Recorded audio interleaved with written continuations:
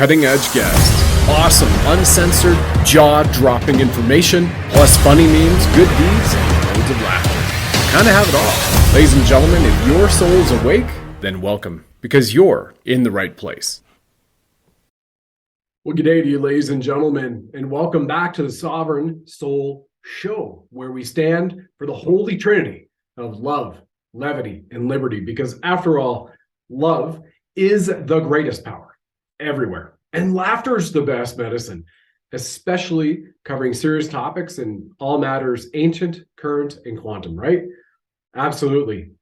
Love, levity, and liberty. It's a mantra. Our mascot, the Bling Buddha, as you see him here behind me, he fully subscribes to it as he fires red pills from his 9mm. And he has a Punisher tattoo over his left breast to save the children. For those of you who are new, I'm your host, Brad Wozny, and I'm grateful to you divine lions and lionesses for tuning into the program for the first time and those who are returning. Thank you. Ladies and gentlemen, divine lions and lionesses, I am delighted to have onto the show for the first time, Abby Nguyen. She is a multi-time best-selling author. She even had 2 books published by Hay House before, of course, they canceled Dr. Christiane Northrup and, those woke people over there. She's writing a trilogy right now. She is a shaman. She's a spiritual healer. Mark brought her to his retreat in Morocco, and she crushes it. She has 4 kids. She makes jewelry. And I have no idea how she doesn't sleep, along with an amazing husband, Ian, in the background. She joins us right now from just outside of Dublin in Ireland. And we're here on the Ides of March as we record this. You might see this a day or two later as we lead up to St. Patrick's Day. Lots of great things happening around the world. Abby, I'm so delighted to have you on the show. Welcome aboard. What an introduction. Oh my God, can I live up to it? I don't know. You darn well better. Yeah, exactly. We might have the odd F-bomb, firing out from you. But fuck's sake. Yeah, well, Yeah, perfect. It's all about being yourself, isn't it? It's all about being real. Yep. Yeah. And the demons hijacked the language and, told us, hey, this is wrong. This is right. And you have to make your own way in life. So it's pretty wild. Pretty wild. What's going on in Ireland today? And what did I miss in the introduction here? Because you have such a lovely website and have accomplished so much in your life thus far. Yeah, it just keeps coming through me. That's it. So I just work on divine inspiration, and it's literally like, what am I to do today? I talk to God a lot and say, what would you have me do today? And I don't get the answer right away, but I find myself doing stuff that I hadn't necessarily planned to do. So I'm like, oh, this is what we're doing. Okay. So doing that. It's actually really funny. My first big book is called How to Be Well. And I had a great idea for a book, but I knew when my clients were coming that I wouldn't be able to write it. So I canceled all my clients for 2 weeks. And I decided what I was going to do was speak into a tape recorder. And when I started to speak, the book was different to what I had planned in my head. So I literally, after 2 days, I stopped and I just said to my angels, I said, I see what you did there. Okay, well, let's keep going. Yep. Downloaded the whole book. So yeah. So what's going on in Ireland? We're having St. Patrick's Day. We've just had St. Bridget's Day. And it just feels really strange here. There's a lot of anger. There's a lot of division. People in families are still not really sure of each other. And then there's a lot of things. I mean, I'm saying a lot. I'm a writer. I say, no, too many lots. But there's stuff that's just not being broadcast on TV over here. And so the majority of people don't know what's going on. And I think they're quite happy that way. They just don't want to know. So, yeah, it's interesting times we're in. I had Bishop Jim O'Connor on here a week and a half ago. Again, he's a former West Point grad, U.S. Army major, retired combat veteran, distinguished veteran, ran counterterrorism units, special forces, and then went in to become a priest many years later after his retirement. And he said, God says there are no fence riders, and God doesn't take. He said, you either, especially at this point in time, are for the light or for the dark. And he's got an interesting background with his church is pre-Constantine, Orthodox church, where men, women, families can be priests, and they actually have all of the books of the Bible. And he's done some amazing decodes on Hebrew and Aramaic as well. So I kind of look at people, if they're apathetic at this point in time, or they're turning that blind eye, like Dr. Martin Luther King said, those who turn a blind eye to evil are just as guilty as perpetrating evil. Maybe those are the clones. Maybe those are the NPCs that we've heard there are so much of in this world, right? It's interesting. And I'm sitting with that one because I was just at a talk last week where somebody said, normally what happens is that the evil people do bad things and the good people do nothing. And what we need now is we need good people to do good things. Yep. But then, as you know, you're used to talking about light workers and how we're multidimensional. I think we have to take a step back at some point to go, okay, what are people doing outside of their body astrally? And maybe they don't actually have enough energy physically in their body to be getting up off the fence and doing stuff in this real world as well. To have that extra layer of possibility that the people that we love who don't look like they're doing stuff here might actually be doing stuff outside, astrally. So I like to believe that anyway. Yeah, it kind of makes it feel good. You're like, oh, you're just sitting there picking your nose in your house all day. You're not posting or getting involved in meetings. Maybe you are doing that. And we know those people. There are those people whom are, they are anchors for ley lines. They are clearing them. I've worked with a spiritual team where we would go in and help clear demonic energies, and then also help the souls who are trapped, most especially for the ones who took the shot. They took the bioweapons, and then it changes their frequential distortion, and then they can't get back to source. So we see that going on, and there are people doing that, and that is part of who they are in this lifetime, helping the greater good. What's really interesting, Brad, is when I'm working with clients, you can see it's like being a diamond. When you go shopping for a diamond, you can get like, okay, let's just pretend like a 3-carat diamond and a 6-carat diamond, and work your way up to 64-carat diamond. You can see some of them have the facets of their diamond totally blackened and not worked on, but they still have that capacity for it, whereas other people don't. See, when you mentioned NPCs, I think the NPCs don't have the capacity, whereas some of them just choose not to clean off those facets of themselves. And then there's other points in time where some people are activated now. Some people will never, won't be activated. They're just grid workers or light holders. And then other people are activated right from the get-go. So it's kind of interesting to step back. I mean, I had a workshop one time. I think I had about 60 people in the room, and there was little kids there and there were older people there. And I just said, just imagine for a moment that your assumption about how old somebody is not connected to the age of their physical body, that the child in the room could have an older soul than this 75-year-old man does. And then suddenly we look at people with different eyes, different levels of respect. That you have someone who you believe is an elder, like 65-year-old woman who still hasn't done her inner child work. And then you have somebody who doesn't need to do inner child work, so it's fabulous. The complexity of human beings makes life so much more interesting, but it also allows us to have more tolerance for the ones that we're not understanding or wanting to move faster. Maybe they just can't. Yeah, absolutely. Well, free will and that choice, they choose to make it. And the neat point you brought up about children is, in our ancient esoteric cultures, everybody learns from everyone else, and we have had children here who are incarnated from way higher dimensions that are meant to be those builders of the next level of our society, our planet, however and whomever you speak to, and see it going in. Is it going to be 5-dimension, or our friend, Honey, as she says, we're going to be in the fourth dimension, fourth dimension, 5 density. Yeah, I had to rhyme that a couple times. Like, there's a good beat here. It's a good beat. Yeah. Well, I see it in my own kids. I've got 4, and some of them, they're like, just, you can see the lights going on in their mind. It's like, put this with this, and this is okay. I've got it now. Like one of my daughters, she's like, there's 8 grades to piano, and she's already on grade 5. And she doesn't spend hours every day practicing. She's looking at her fingers. She's looking at the music. She's trying it out. That's it. I've got that one. And it's like she's just remembering how to do it. And I think what's really good is that our age group are doing all this work so that the children can just hit the ground running. But they don't need to understand everything we're doing. They don't need to know what was here. Correct. Because that's just going to take away from their emotional, availability. It'll change their energy level. They're here to see the best world that they possibly can see, and we're here to make damn sure that they get that. Yep. So it's really, it's like cogs in a wheel in a machine, and we all play our part at different levels, at different stages. So yeah. Nicely said. I It's see. kind of like, it's hard for them to drive forward and shift into top gear when they're staring in the rearview mirror. We're trying to tell them what it was.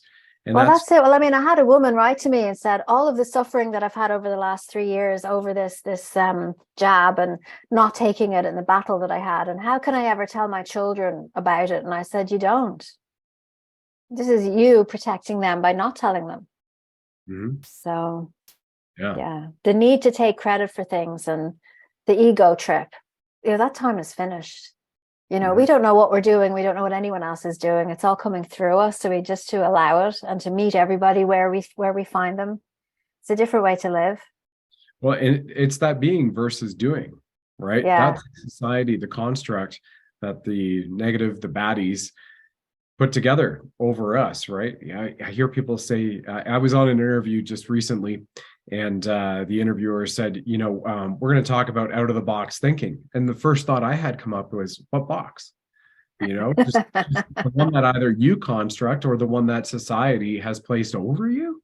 It's all just boundaries, these limits and limitations that they try to put onto you. And eventually, when you start opening up to the fact that you are this infinite light being and you are wearing this quote unquote meat suit of carbon and crystalline body, this beautiful spacesuit in this time as you're moving forward. I mean, that when I started Reiki in 2004 and did my master's in 2015, every time I received the attunement, the activations, incredible things started happening in my life. And if you had told me 20 years prior, 15 and 10 years prior, and even maybe a few days prior, what would happen after, the mind can't completely conceive how that's possible. No. In time. There's so much more of us being a quantum reactor, which I just had a guest on the show said, I'm like, ooh, that's pretty cool name. There's more to it for sure. But wow, if everybody walked around, Abby, and they looked at themselves as a quantum reactor and they're harnessing the immense power of their soul and tapping into the art of their heart and what God has instilled within us, where do you think our society would be, right? If we all that's why we've been contained. Yeah. That's exactly why. I think so, And what we have to realize right now is that the power that we have as a collective is greater than it's ever been, much greater than it's ever been. But we're still the human beings living on a chronological timeline. I mean, I was having an argument with a friend of mine the other night over dinner. And we were talking, she hates people calling this the matrix because this is real. We're really here. And I'm going, okay, there is a physical body and there is an aspect of us really here. But there's also the soul that flows through the body connecting into those quantum fields. And we're still learning how to hold that organization when we're surrounded by other people who forget that we're that. Because what our automatic response is to shrink and fit in. So as more of us are not doing that, as more of us are being powerful, staying powerful, holding our power, reminding others that they're powerful, that of course creates the space for the children to rise up and be powerful and never not be powerful. But what it also does is breaks that box, right? And then gives us the opportunity to create. But what's really funny is the difference between creating out of the responsible adult and the powerful being that we are, and then shrinking back into the inner child. I'm like, oh, I want someone to come along and do it for me. And I still get a lot of that with my clients. It's like, I'm really powerful now, but I don't know what to do. Can somebody just tell me what to do? So in a way, when I've already said to you, I ask God and I say, okay, what will you have me do? It's about that faith that maybe, God is my higher self, or it's this energy that flows through me, that there is an organizing principle that's greater than us, that we have to have the patience to be and to listen. And when you do that, you tap into that quantum reality, and you could say, okay, send me the people I'm meant to be talking to, show me where I'm meant to go. But then that ego thing has to step out of the way so you can hear the answer. And I think a lot of people still aren't so good at doing that.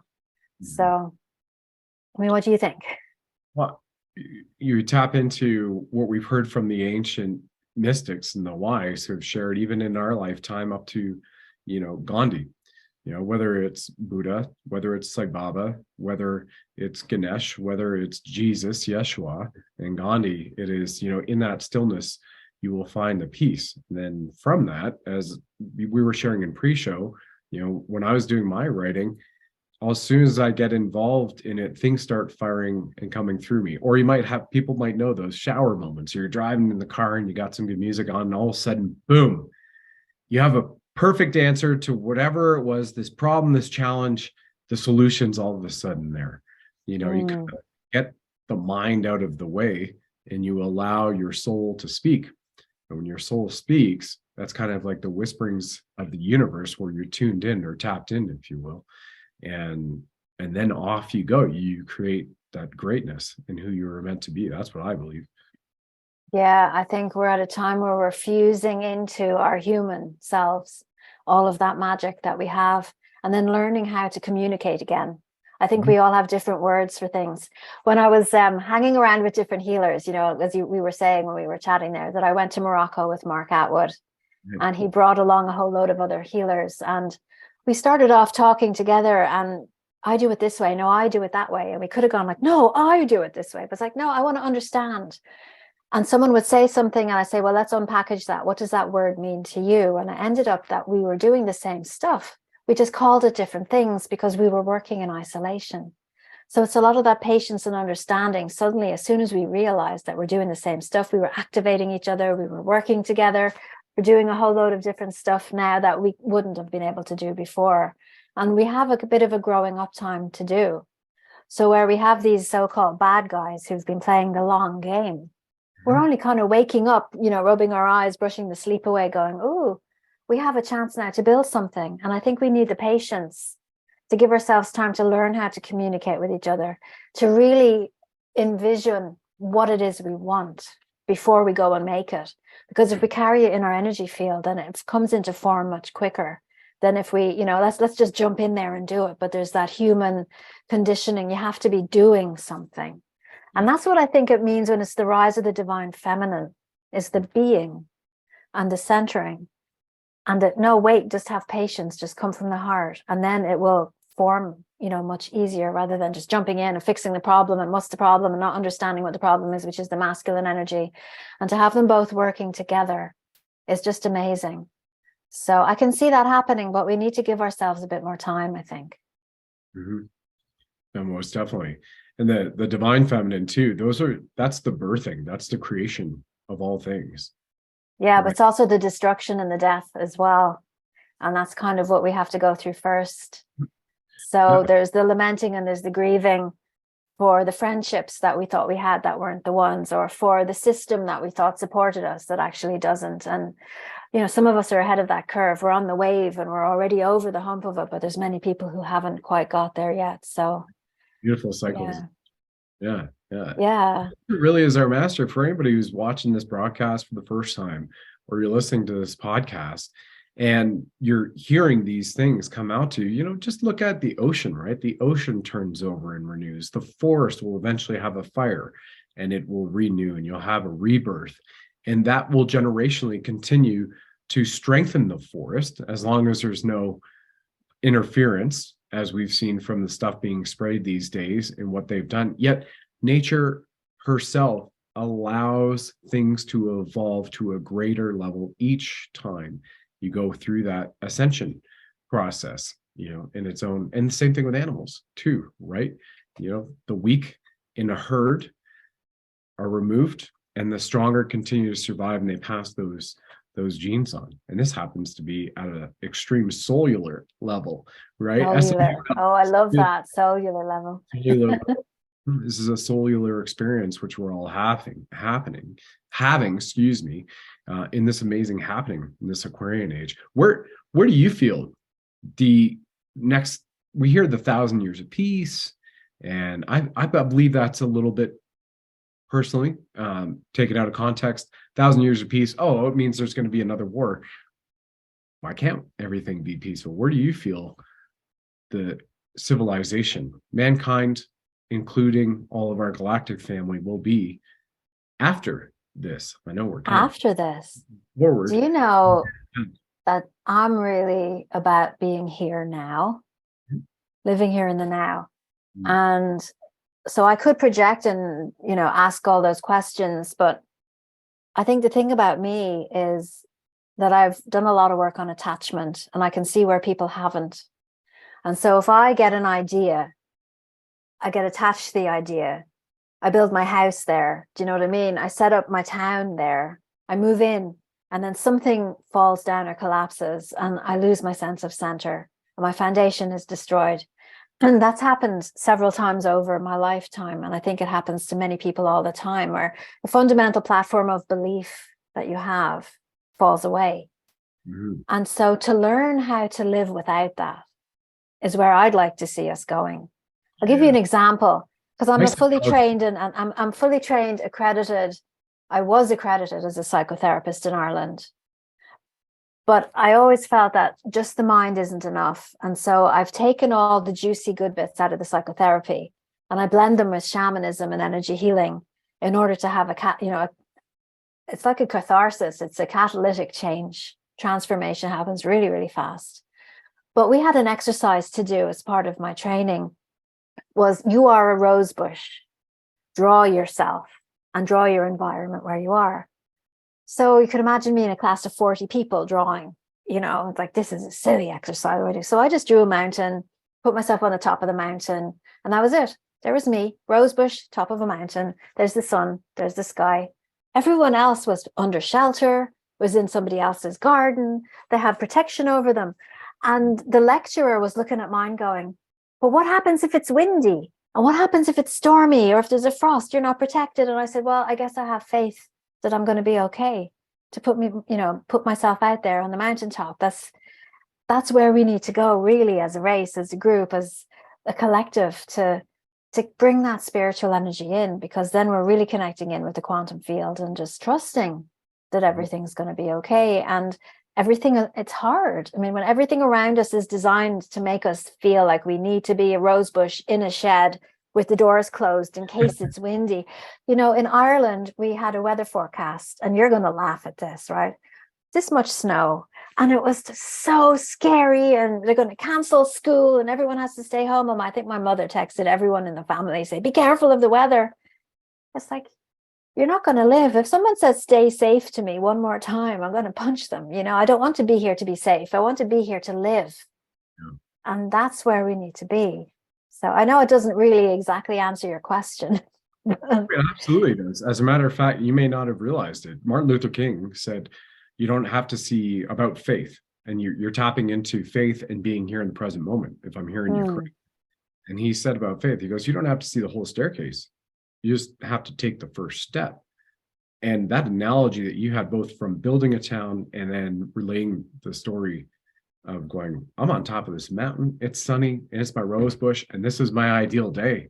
And everybody coming, and what they're doing is they're projecting their fears on you. It's I'm a huge rider, motorcycle, and many people who watch the show are very aware of it. I'm an adventure motorcycle rider, so I'll take the big BMW adventure bike, go for 7-10 days at a time, do these big rides, off-road, camping, fireplace, get up, pack up the tent, put the bedroll back on the bike, and go to the next place.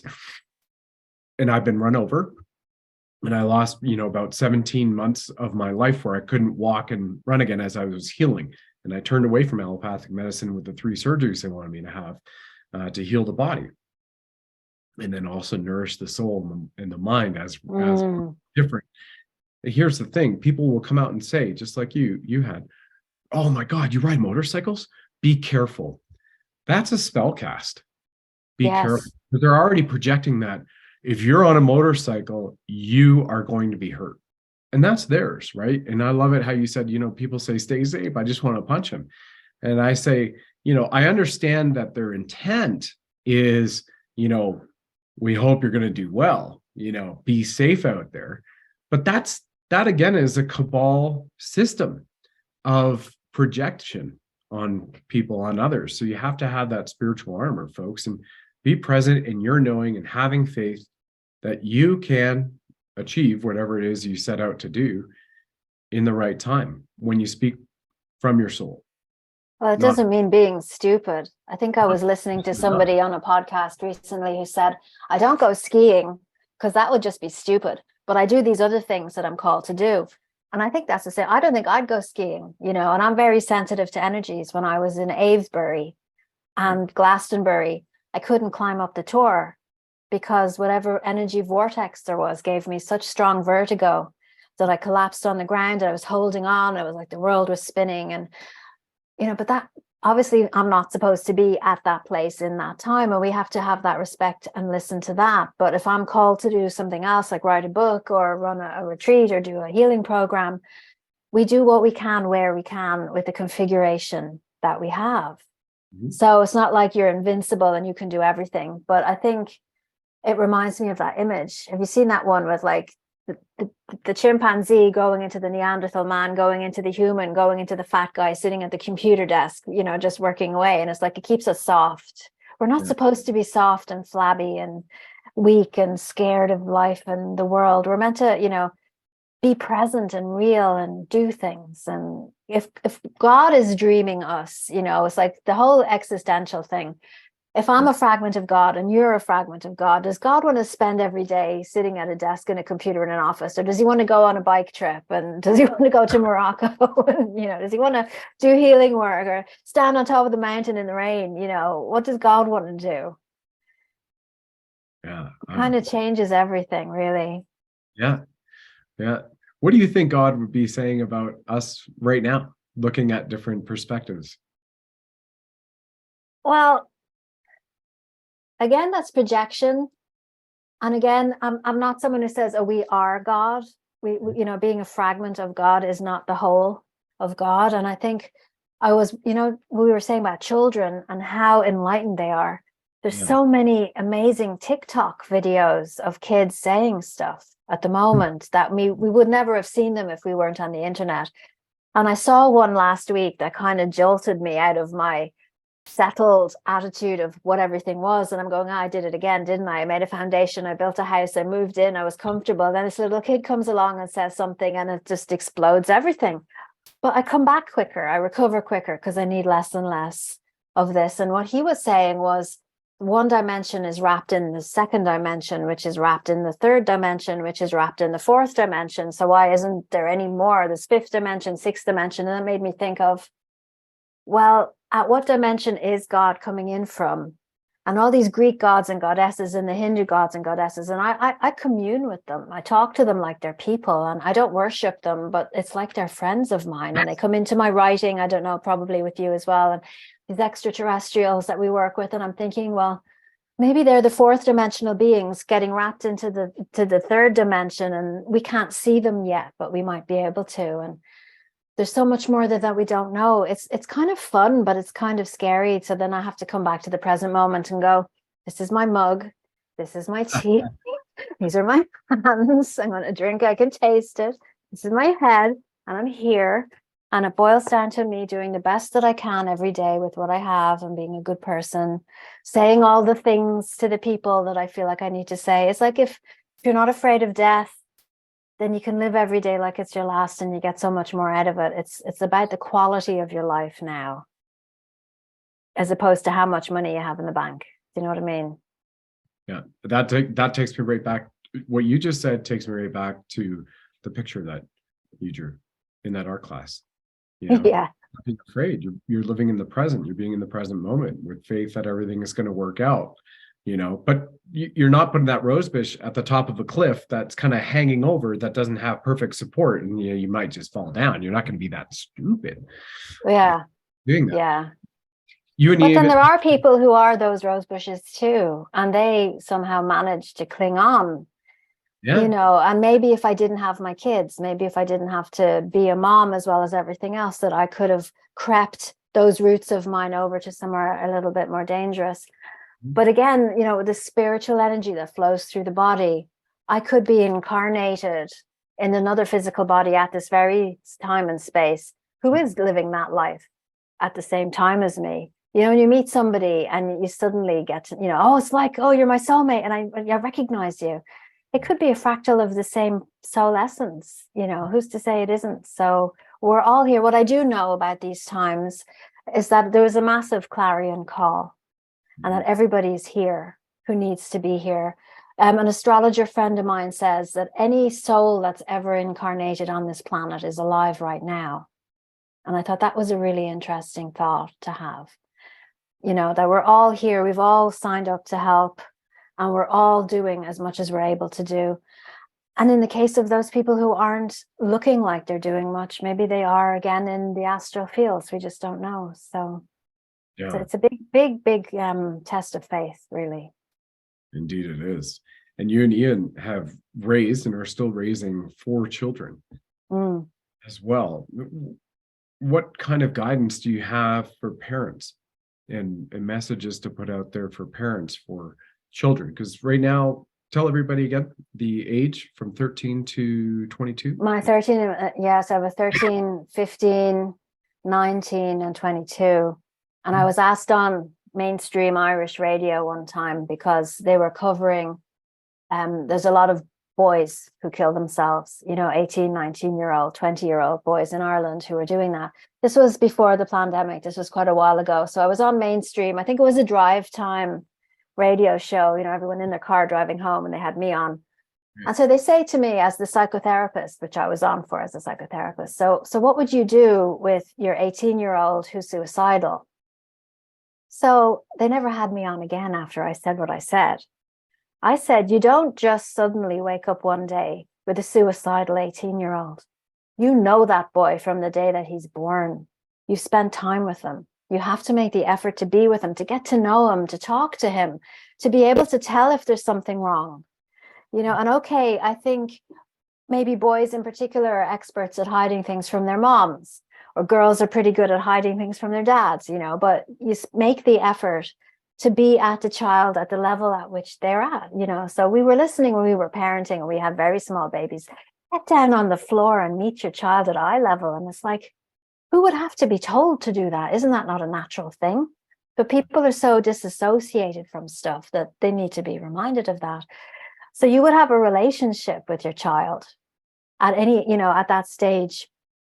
So advice for parents now, it really depends on the parenting style and where they are with your child now and how they feel, they've done with the child, or just to sit down and say, okay, well, how are you doing? And just listen, just really listen. Because if the child can feel safe to talk to you about little things, it's like, when I was working, I was busy and my little baby drew this picture or made something with Lego and they want to tell me, I would put down my stuff and I would listen, because it's not just Lego to them, it's everything to them. And if you're not going to listen about the Lego or the drawing or the thing that happened at school, then you're not going to listen about the next thing that happened at school and the really important stuff. So to make that time to listen is really important. And to listen without judgment, to listen without giving advice, to listen without getting angry.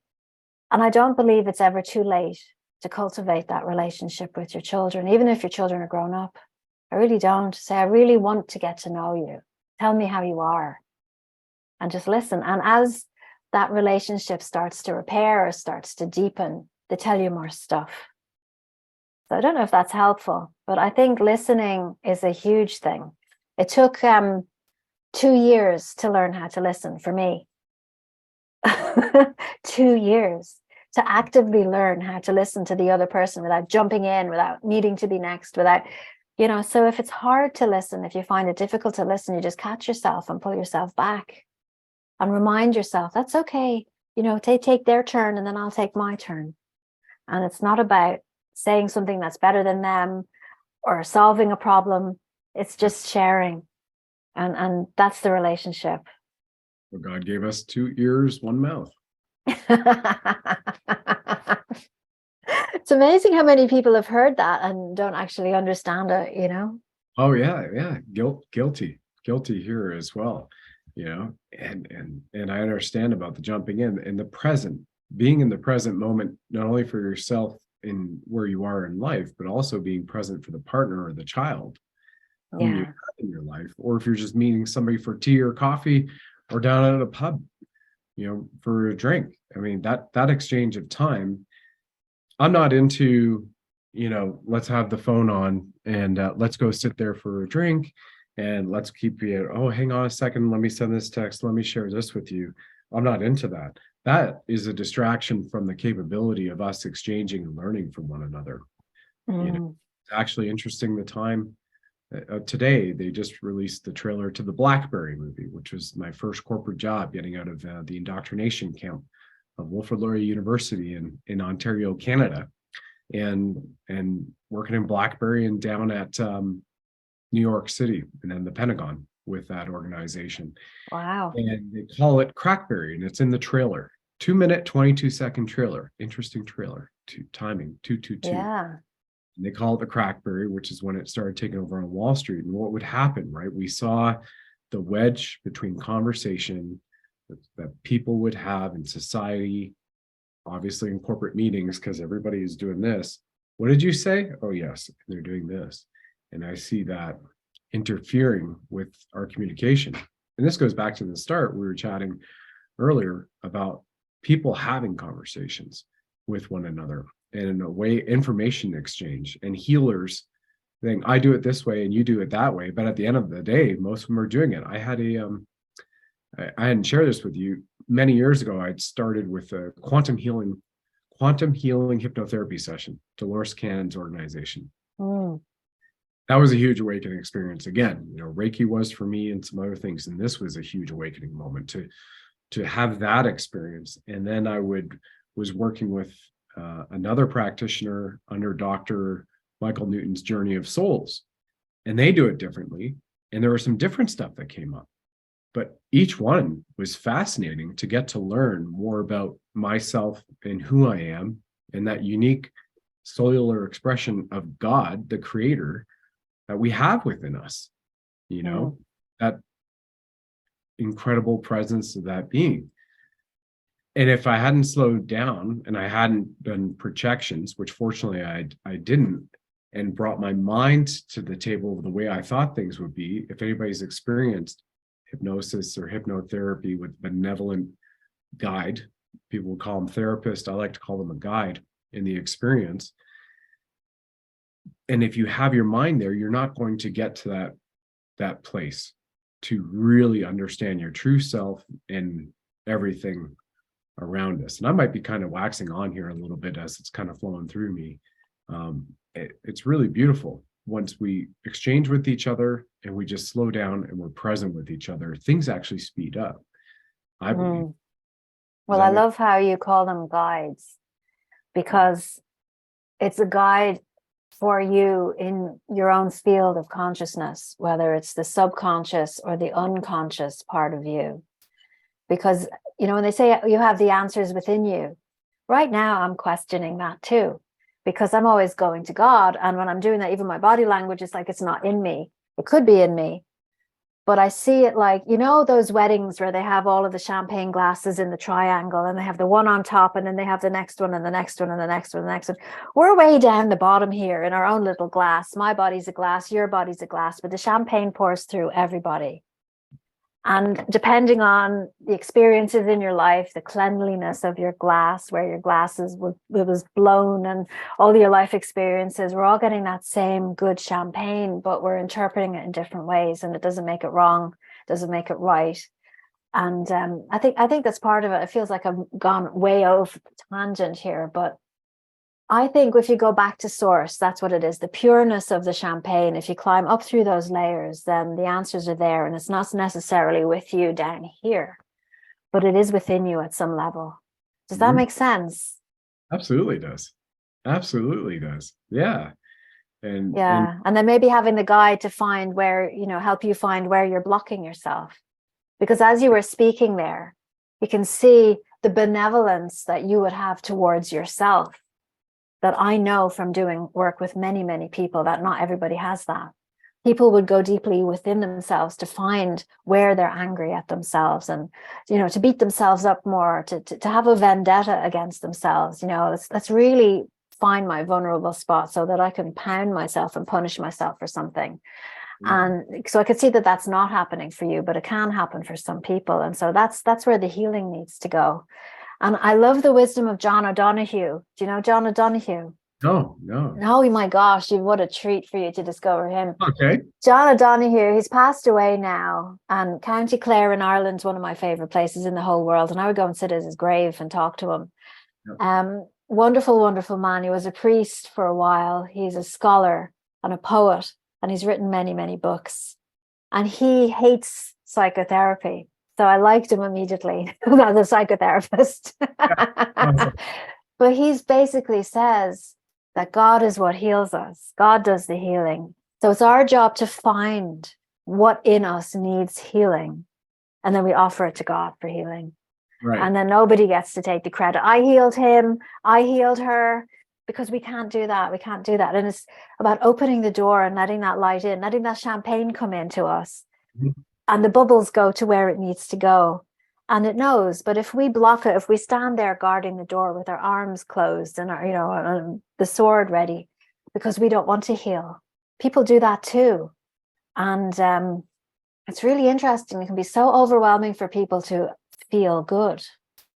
It really can. That's something else that I've learned. One of my favorite books when I was starting off was Carolyn Myss, Why People Don't Heal. Because you're so familiar with the pain that you're in and you're afraid of the unknown when you're not in pain. And I even find after doing all the work on myself, I still am afraid to feel 100% great. And I think that's our conditioning too. So going back to what you said earlier, Brad, imagining a world where everyone is in their heart, where everyone is connected to the field, where everyone's creating.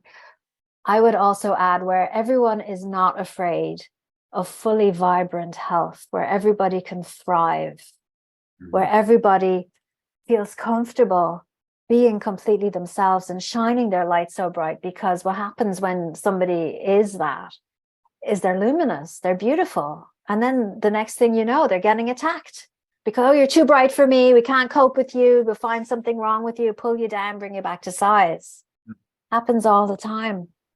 I've walked into a room and have agitated people just because they see themselves in me, because they can't find the mirror aspect, because I've cleared that in me.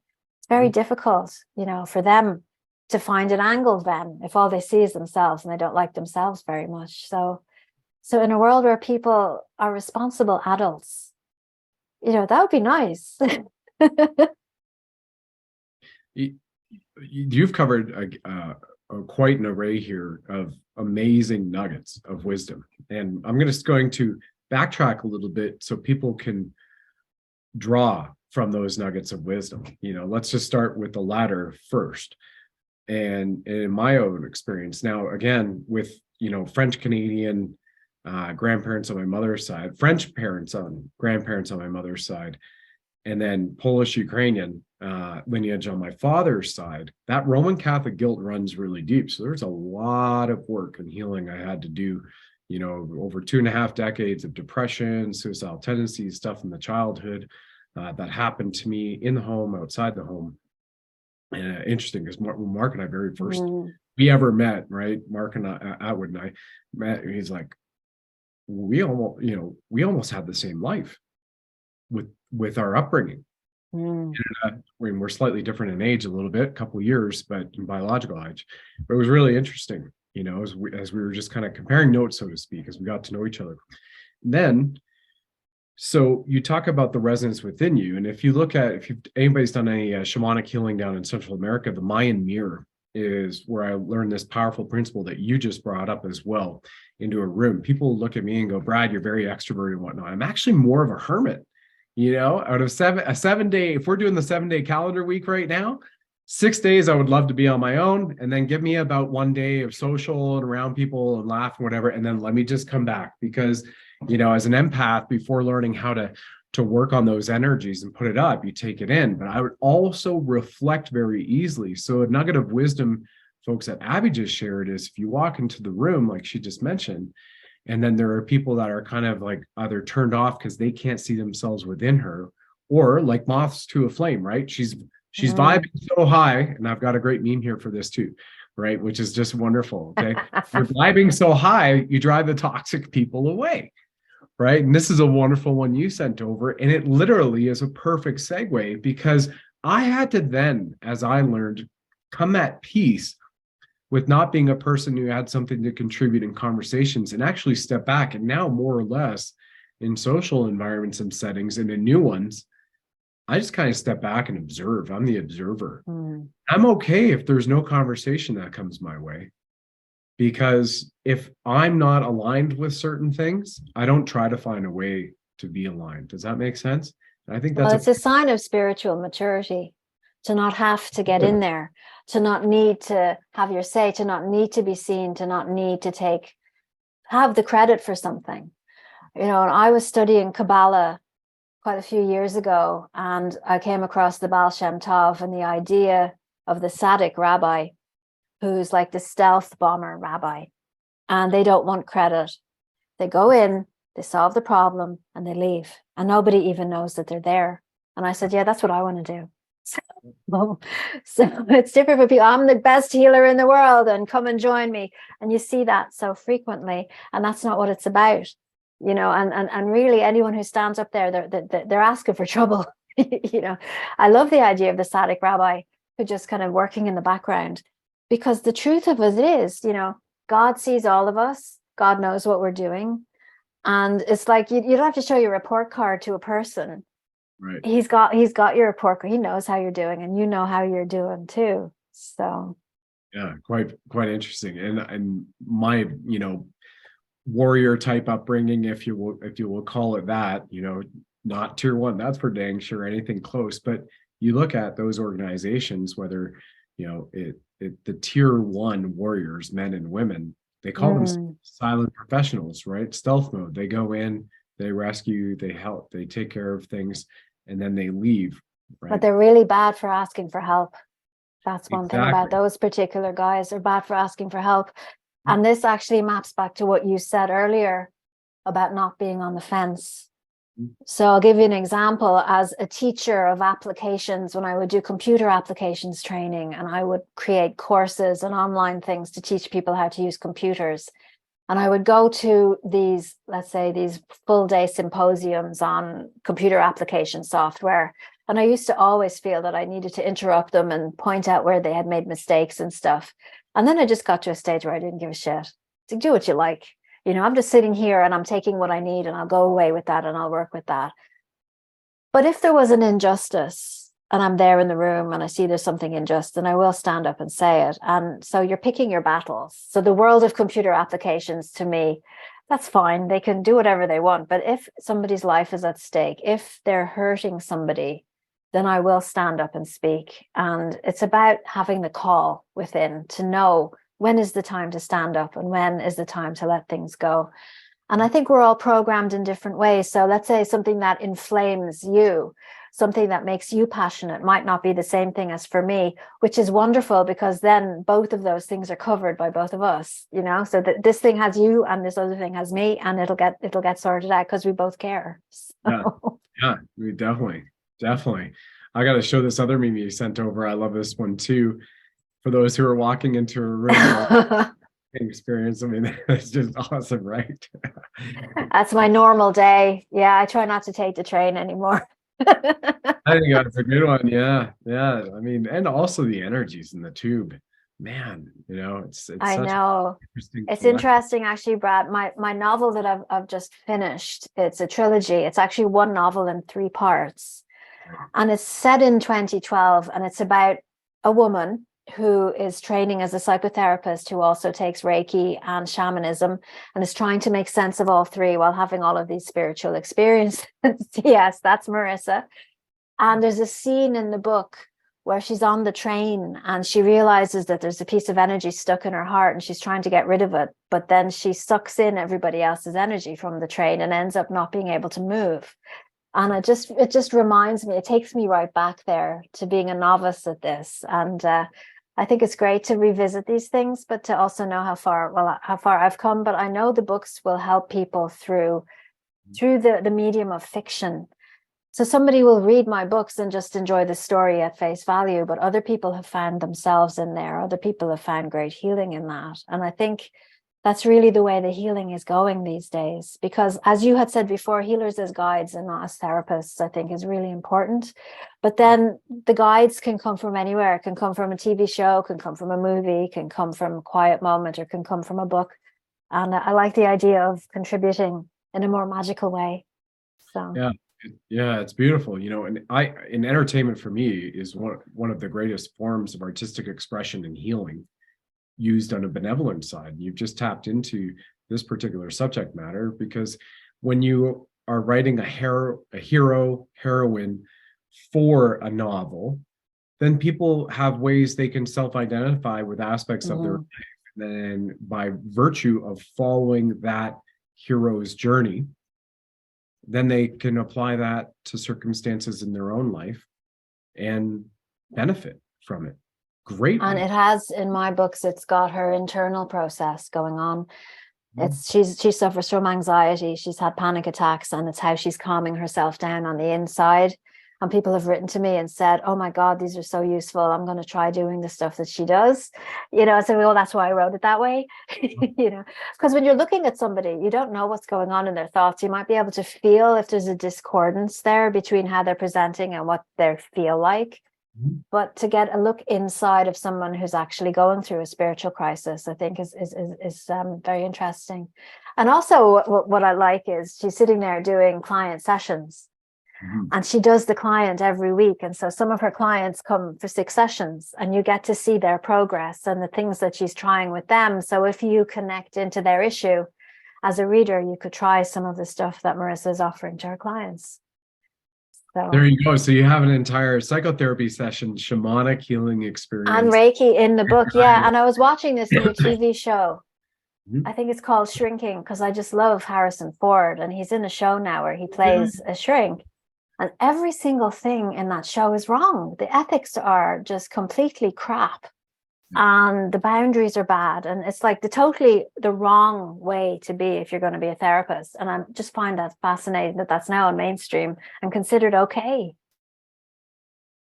You can't make friends with your clients. You can't invite them home to stay with you. You can't, tell other people about your client stuff or show up in their house all of a sudden and, break their, it's unreal, so to have that inner sense of knowing what's right and wrong. That's what they're trying to do, is to tell you that what your inner sense of right and wrong is wrong. So you could be 57 genders, and you might be a woman in a man's body, and it is okay to show up at your client's house. That's what they're telling you with this, and it's horrendous. So tell why visions. I love that.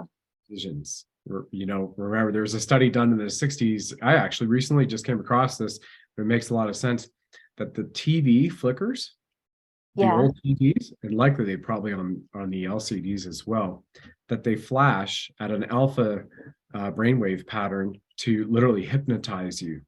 So they were doing this, so people are in the room, they're like, oh, they're tuned in, and then obviously you're bypassing the conscious mind into the subconscious. So they're far more susceptible to the TV commercials. Boom, that would come on. Leave It to Beaver. There's Ward. There's June. Here we go. Beaver comes on in with Eddie Haskell, and then clip over to, use J&J baby talcum powder when you're changing your baby's diapers. Oh, we just forgot to tell you there's asbestos in it, and it's going to cause cancer and slow kill you. But I know, but you see, if you see things more than 3 or 4 times, then you think that that's what the thing is. I mean, I don't know what the name of this experiment was, but what they took this college, right? And they made these posters of these people's faces, and they put them up in the college and didn't really say much. It was just that the students were just seeing these people's faces on posters. And then they had an election, and they ran twice as many people, but they had the people's faces from the posters, and then they had people that they wouldn't have seen before, and everybody voted for the people in the posters because they thought that they knew them because they had seen their faces on posters. Yeah, familiarity. I hadn't heard that study before. In business case study was the RC Cola versus Pepsi and Coca-Cola, and it was RC Cola, the blind taste test in the supermarkets, and RC Cola far outperformed in taste tests Pepsi and Coca-Cola, yet when you looked at the statistics in those grocery stores, wherever it was tested after that taste study and leading prior up to that, it was always Coca-Cola far outperformed for purchasing than RC Cola. And Well, that's a really unfortunate that. name. Yeah. RC Cola. You're not going to want to buy it. Yeah. Romeo Charlie. Yeah. The letters R and the C. And that was because they found that Coca-Cola had an advertising budget that was 7 times more that of Pepsi. So that familiarity comes up with you. I guess basically. Yeah, well, my father says that to me too all the time about Guinness in Ireland. I mean, Guinness, everybody's heard of Guinness, but they constantly have adverts. It's always advertised. It's like, why would you want to advertise one of the best, most popular beers? I mean, it's to keep it in your mind, to keep it rolling over there, you know. So you go and you go, okay, because we never take a breath. We never stop in stillness. And you had said earlier about everyone on the phone all the time and, you know, spending time connecting in. When you stop and you're asked, what would you like? People don't really know what they want because, you know, it's okay. So the last thing I just saw on my phone, that's what I want. Yeah. And what's really scary right now with the internet is that you could say to a family member at home, oh, I must buy some new perfume. And then the advert for perfume comes up on your feed. And it's like, how did they know? And it just becomes part of who we are now. It's just so okay. So I'm just going to refer back to this because I'm not taking responsibility. I'm not going to be the rose bush on the mountaintop where I make the decisions for me. I'm going to look around me and see what everyone else is doing first. And I think that's how we got into the problems in the first place.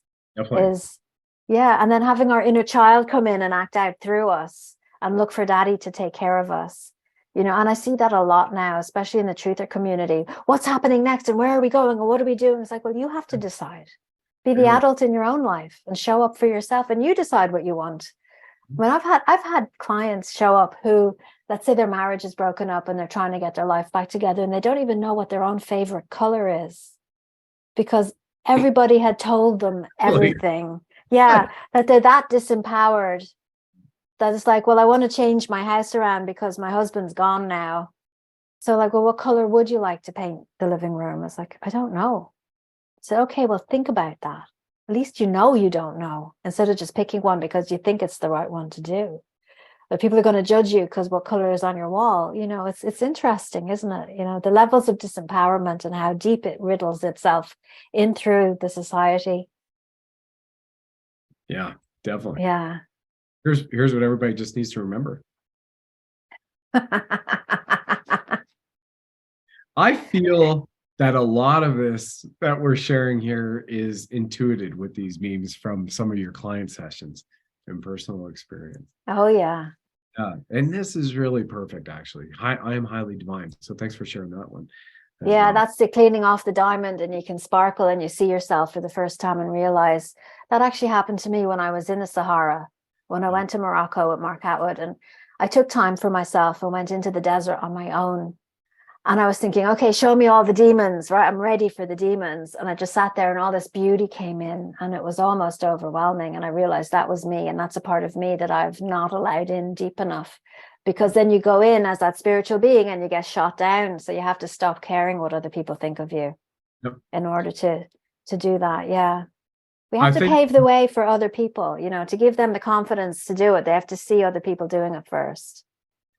Abby, the book that's called Unfuckwithable, I bet you that author ripped off you. You know, absolutely. Because I'm happy to say I've never read it and I have no interest in reading it. He's probably published by Hay House, yeah? Yeah, right. Yeah, probably. You know, because it's one of those things that, wow, this is an amazing spiritual aspect of, you know, don't give a fuck in life. And part of that, you know, was great. Just like you're saying, you're like, you know what, you be you, just go out in the world and do good. Don't be bad, right? And do your best to continue doing good wherever you are. Don't worry about what other people think. And that, again, it makes its rounds in Silicon Valley. Like, oh my gosh, Malcolm Gladwell or Unfuckwithable. So it's pretty great to see you literally embody that lifestyle of both as a healer, a guide, a author, an entrepreneur, a mother, a wife, and this is your website where people can go. That's my website. Yeah. I mean, like incredible. really incredible. By the way, I like symbology too. So tell us about the symbol for Abby Nguyen here at abby-nguyen.com. I'll say that out loud. The links are in description. Folks, if you're listening to the podcast and not watching the broadcast, there's definitely even just check it out to see her logo. Tell us a little bit about this. This is absolutely gorgeous. Oh, And it's I'm got glad you really like nice it. I very just majestic. changed it recently because my website had been attacked at Christmas, would you believe? Last December, it was totally attacked. My logo had been a sunflower, but when I decided I was going to self-publish, I created an imprint and I called it Praxis Publishing. And it's that logo with the letter P. That's what that is.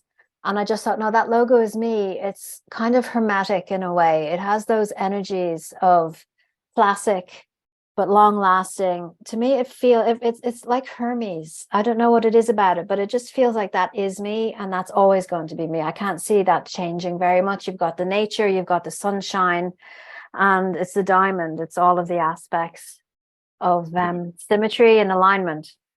So beautiful. And you've got sessions and programs. I do. I have healing programs. I have a couple more to still put up on the website, but I also have a healing circle. And every month, at the end of the month, I do an online group session. So the online group session is very cheap. It's a whole hour. You get the replay, and there's healing transmissions in every session. So it's like, if, clearing the blocks out, doing healing with your energy field, making you feel more vibrant and brighter. And I tune into the energy of the group, and I tune into the energy of the moment. So each one is different. I've been doing them for more than 3 years, once a month, and each one is totally different. And it's growing as we're growing. As we've ascended, I've got light codes coming in, different guides, different ETs wanting to help. And it sets people up for the month to come. And then they come back at the end of the month and do it again. And it's almost like you don't have to remember, just show up at the session or get the replay, because the transmissions are in the replay, and play it as often as you like. And what it does is it gets rid of that crud and cleans the glass of your energy field, so that when you're getting that beautiful champagne coming through you as your glass that you are, as a vehicle, that you can see it better, it radiates out better from you. You can tune into those things in the quantum field that you want, and you can find them faster. You rise above, just like that meme, but you meet the other people that have risen above you. You're meeting the people that are matching you. Frequency matching. That's what Mark Atwood calls it. And that's what we want. We want to be frequency matching, because things are brighter and faster and amazing when you're not heavy in all of that emotional energy. So Absolutely. And when you're on the website too, you can grab the books, the Inner Compass Trilogy. You're just finishing the audio book for it, you're recording. I'm finishing the audio book for book number 1, and I'm publishing book number 3 at the same time. So I should have the paperback version of book number 3 in my hands, I think, in the next 10 days or so. So I'm really excited for that. So awesome. Yeah. I haven't put the cover up yet of the new one. Yeah, and hopefully you can order it and get it sent to your own house. You were telling us earlier you're trying to send your own stuff. Oh yeah, I know. Brexit and Amazon. Yeah, it's coming from Germany. So, and this is something that people who are watching the show can try. It's free, and it's got lots of meditations and healing audio files that you can refer to if you are suffering from anxiety, to help you reconnect to yourself, disconnect. There's one there for financial freedom, to help you change your poverty mindset, and it's all free. It's like I was saying to you before we started recording, the work comes through me. It's not about me making money. It's about the energy of what I do going out into the world, so that people who need it can just take it and do what they want with it, You've got a nice flower of life right here. Beautiful. Yeah. Looks so great. And then the Awakening Chapter 1, you can listen to it as well right off her website, abby-nguyen.com, WINNE.com. So lovely. And then you also have a 5-day energy clearing challenge. It's been a wonderful conversation, Abby. And you're brand new, so as a first guest, every one of my guests gets this question, and it is the genie in the bottle. If you could snap your fingers and you had all of God's power, or you could rub that little bottle and the genie comes out and grants you one wish with all of the Creator's power, what would it be? What would you want? Wow. You should have told me you were going to ask me this, so I could have had some time with it. Oh, you're so eloquent. You're so elegant. You've got this. Absolutely. Okay, when I was small, I was in my mom's cousin's swimming pool, and he told us as little kids, if you pee in the pool, you'll get a purple ring around you and everyone will know that you did it. So if that could be applied to people telling lies, Yeah. so that everyone could see anyone who's telling a lie. Everybody gets this, not just me. And then I think the whole world would change really fast then. And people would be too afraid to lie. And then we'd all have to be authentic. We'd all be talking truth to each other. So that's what I would wish. Great wish. Great wish. Yep. Yeah. To see the bullshit. Yeah. Yeah. And then you don't have to worry about a bullshit meter. It's all right there. Exactly. And you could just let go and you could just focus on creating and being, in love and appreciation, because you just know. It's so good. It's so good. Abby, it's been an absolute pleasure. And I look forward to having you come back on to the show again at any time. Just let me know. And folks, you are watching the Sovereign Soul Show with Wing Buddha. Over my shoulder, he fires red pills from his 9mm with the Punisher's tattoo over his left breast to save the children. And as you know, our creed is love, levity, and liberty, because the greatest power in the universe that we have been divinated with is love. But you've got to have the laughter, which gives you the ultimate freedom of expression in your own life right now. I'm Brad Wozny. Please go ahead and check out Abby's website. Invite you to do so. Click like on the show and share this with 9 or 900 friends or family, whatever your social networks are, to get the message out and spread the love and the light everywhere. Thank you very much for watching, everybody. Divine Lions and Lionesses. Until next time, God bless. Bye, everybody.